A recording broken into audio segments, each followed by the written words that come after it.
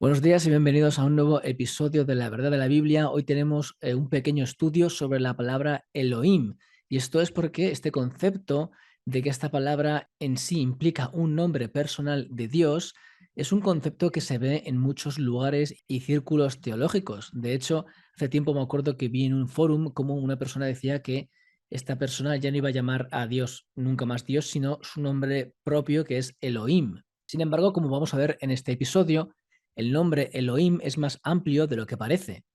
De hecho, veremos que no se trata de un nombre propio en sí de Dios, como por ejemplo el que encontramos en Isaías 9:6 como Dios fuerte, o el Gibor, como tienes ahí en pantalla, o también en Génesis 22:14 como Jehová Jireh o Dios proveerá, ¿no? Y evidentemente también como el famoso tetragramaton que encontramos en Deuteronomio 6:5, la palabra que se traduce o se translitera como Yahvé, Yahweh o Jehová también en español, y que como todos sabéis es una palabra que no sabemos cómo se pronuncia o cómo se pronunciaba inicialmente en hebreo, aunque hay algunas ideas por ahí que se dicen, ¿no? Sin embargo, el nombre Elohim abarca un mayor número de significados y aunque se puede aplicar a Dios, de hecho es el nombre al que Dios es referido en el Antiguo Testamento en más ocasiones después de la palabra Jehová o Yahweh o el famoso tetragramatón, esto no implica que se trate de un nombre personal de Dios.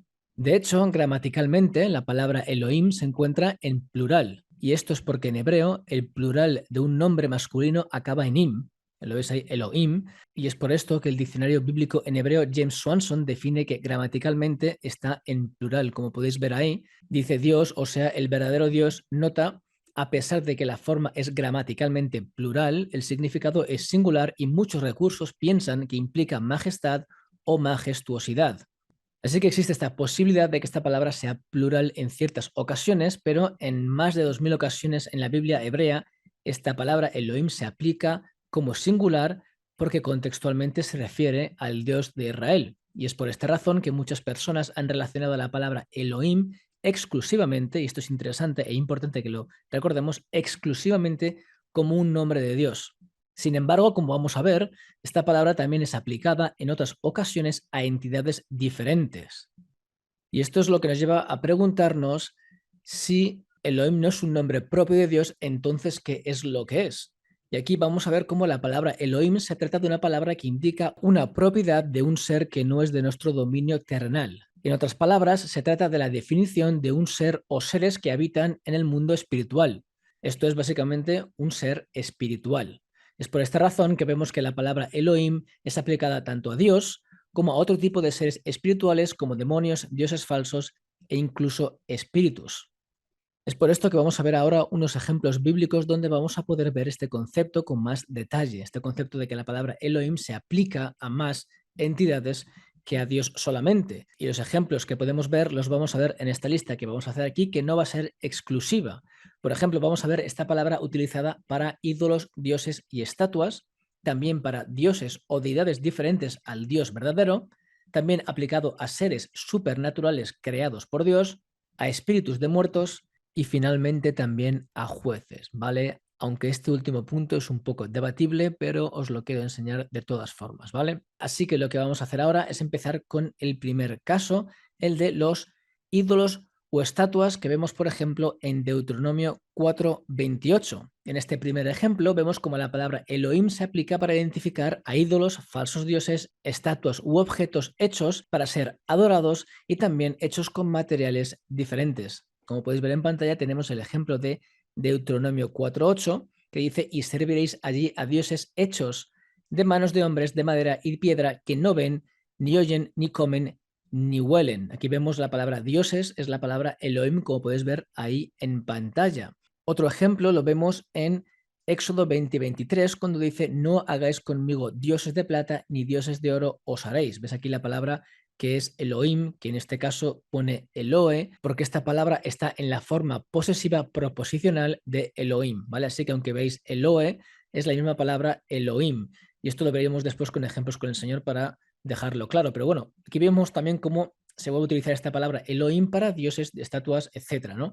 También lo vemos en Daniel 11:8, cuando dice: y aún a los dioses de ellos, sus imágenes fundidas y sus objetos preciosos de plata y de oro llevará a cautivos a Egipto y por años se mantendrá él contra el rey del norte. Aquí también veis la palabra Eloe, la palabra Elohim, con referencia a este tipo de dioses. Y para que veáis que la palabra Eloe, como he dicho antes, se trata de esta forma posesiva proposicional de la palabra Elohim, y como esto también se le aplica al Señor, a nuestro Dios, veis como, por ejemplo, en Génesis 24, 1 al 3, Abraham, hablando de Dios, también se refiere con ese término Eloe, ¿vale? Lo podéis ver en dos ocasiones y también en Deuteronomio 5, 6, cuando dice: yo soy Jehová tu Dios, que te saqué de tierra de Egipto, de casa de servidumbre. También podéis ver ahí como la palabra está puesta, la palabra Elohim como Eloe, ¿vale? Esta forma posesiva proposicional que hemos dicho. Así que hemos visto cómo existe esta palabra Elohim utilizada o aplicada no solamente para Dios, sino también para este tipo de dioses o estatuillas falsas. Vamos a ver ahora el punto número 2, que se trata de dioses o deidades diferentes al Dios verdadero. Primer ejemplo, Deuteronomio 5:7, donde dice: no tendrás dioses ajenos delante de mí. Vemos aquí la palabra dioses, es también la palabra Elohim, así que la vemos aplicada también a otro tipo de entidades que no es solamente al Dios de Israel. Ahí lo podéis ver. Otro ejemplo más, Deuteronomio 18:20, donde dice: el profeta que tuviere la presunción de hablar palabra en mi nombre, a quien yo no le haya mandado hablar, o que hablare en nombre de dioses ajenos, el tal profeta morirá. Aquí vemos la palabra dioses, otra vez se refiere a la palabra Elohim, ¿vale? Muy interesante.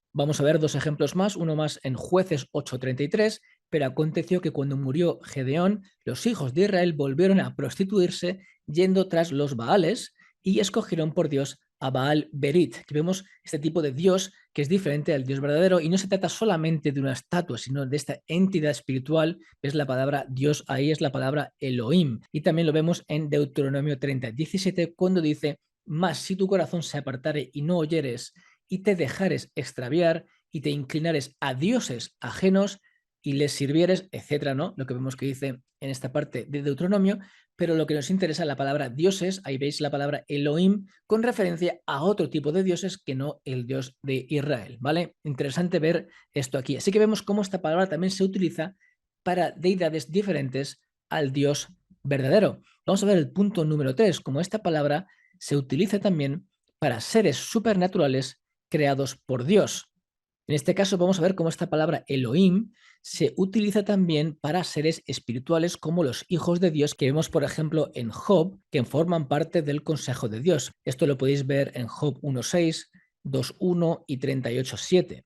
En este caso, comúnmente se refiere a este tipo de seres espirituales como ángeles, ¿vale? Comúnmente, ¿vale? Esto lo decimos porque hay diferentes tipos de definiciones que se pueden aplicar, algunas son más certeras que otras, ¿no? Pero generalmente se refiere como ángeles. En el Salmo 82:1 que veis ahí en pantalla, lo podéis ver como dice: Dios está en la reunión de los dioses, en medio de los dioses juzga, que está hablando de este consejo celestial que hemos visto antes, pero vemos como la palabra dioses es la palabra Elohim, ¿vale? Como podéis ver en pantalla. Interesante, así que está hablando de otros seres supernaturales creados por Dios, a los que se refiere también como Elohim, para seguir enfatizando en este sentido de la palabra Elohim, cómo se le atribuye a seres que habitan en el mundo espiritual. Y en este caso del Salmo 82:1 es muy interesante porque vemos cómo el nombre Elohim es repetido dos veces.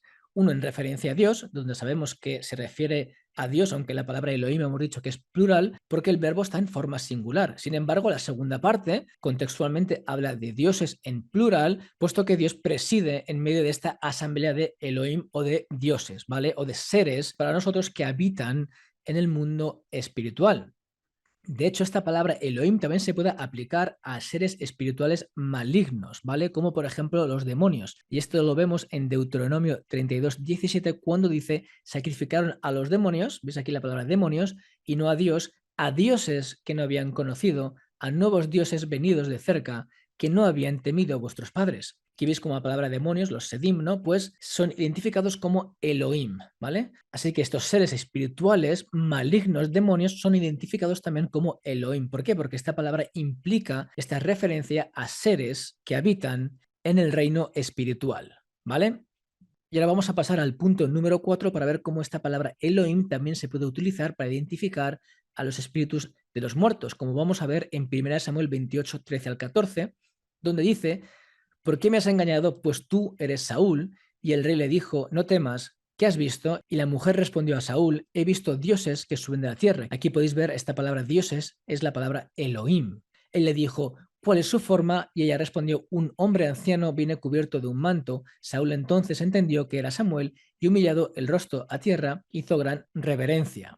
Así que vemos aquí cómo estos dioses, ¿no?, que esta persona vio, ¿no?, eran identificados o llamados como Elohim, ¿vale? Se trata del espíritu de un muerto, se trata de Samuel, aunque de cierta manera existe un debate porque muchas personas piensan que evidentemente haciendo lo que no tenía que haber hecho el rey Saúl, que estaba prohibido, podía implicar que esto no fuese necesariamente la aparición de Samuel, sino la aparición de un espíritu que se hacía pasar por Samuel, ¿vale?